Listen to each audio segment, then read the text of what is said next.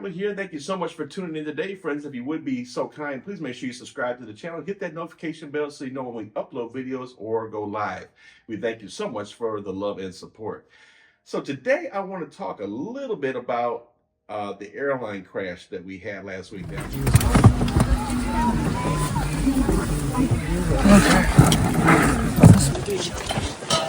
take your video. That's on the right. On the right.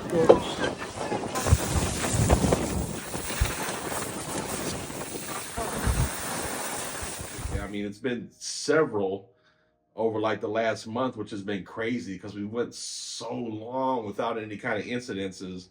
And then all of a sudden we just had kind of crash after crash after crash here. You know, it's still the safest form of travel, but I mean, definitely it's going to kind of be lingering in people's minds for sure. But I specifically want to talk about the Delta Flight 4819 that came out of Minneapolis. This happened back on February the 17th. And it was going from Minneapolis to Toronto. On board were 80 people, and it was going into Toronto in some very dicey conditions. 8 inches of snow, very strong winds coming into the airport. So I think that's kind of important to the story. But what I really want to kind of get at with this story, get your input on below, is Delta is offering the passengers on that plane $30,000 with no strings attached. So let's talk a little bit about this. So the plane came down, and if you don't know, the two most dangerous times for a flight are the takeoff and the landing. And usually it has to do a lot with wind shear and other factors that are going on. But here you're dealing with a lot of wind shear at this airport, plus the ice and snow that was going on at the time. Anyway, the plane landed and hit to the side a little bit. And apparently they make these newer planes now, when they have an impact to the wing like that, the wing is designed to pop off, which is what happened here. And the plane rolled over onto its top and slid down the runway. So they're saying that design feature there is what really saved everybody's life on board that plane, because, you know, all the fuel and everything is in those wings, and that really could have caused a huge combustion. As a result of the crash, 18 people were injured and nobody lost their lives, thank God. But obviously the people that were injured, and I think anybody on that plane, even if you didn't sustain a physical injury, my God, what that has to do to your mind. And that's what I want to kind of dig into a little bit right there, because, yeah, I mean, there's people that definitely got banged up, cuts, bruises, probably broken bones and other things like that. I heard a gentleman got doused with the jet fuel, and I'm sure that is going to lead to things down the road. But the psychological effects for other people on board that plane, comment down below. If you went through something like that, would you be able to get on a plane again? And I think that's the biggest question. So Delta, again, has offered everybody $30,000 on this flight, and they say no strings attached. I'll kind of use the Miracle on the Hudson as an example for you. So if you remember the Captain Sully, and they even had a movie about it with Tom Hanks in there, and the plane took off, and they had a bird strike, killed both the engines, and the pilot was able to land the water safely on the Hudson River, and nobody perished. Jersey. This was your landing strip. We made a runway out of a river.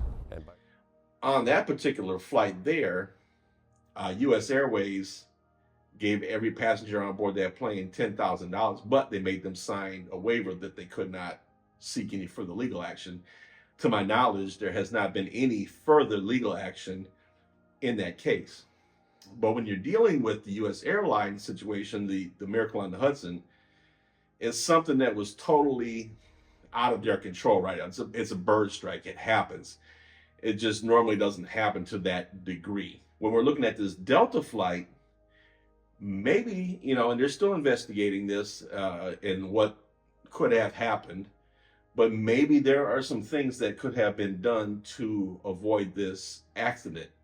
And therein, the lawsuits may come out. So was there any pilot error involved? Did the airport properly maintain the runway so that it, didn't have ice or anything on it? Was the plane properly maintained? Was the wind shear so bad that maybe the flights should have been canceled coming into the airport? So there's a lot of question marks behind this, tragedy that happened. Again, thank goodness nobody lost their lives. But I would like to hear your comment down below about that $30,000. Is it just a case of goodwill for media in the public eye? Is it kind of a public relations thing? So when they go to court, the judge will say, well, you already got $30,000. So yeah, comment down below and tell us what you think. So, when I think about it, especially people who travel a lot via air, and there was probably people on here who were business people and have to travel by air.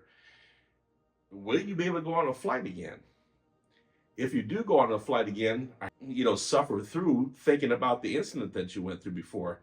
And I'm sure that's got to have a terrible psychological long-term effect. And when you look at lawsuits and things like that, a lot of times what's derived is the pain and suffering that people have went through and the financial losses, of course.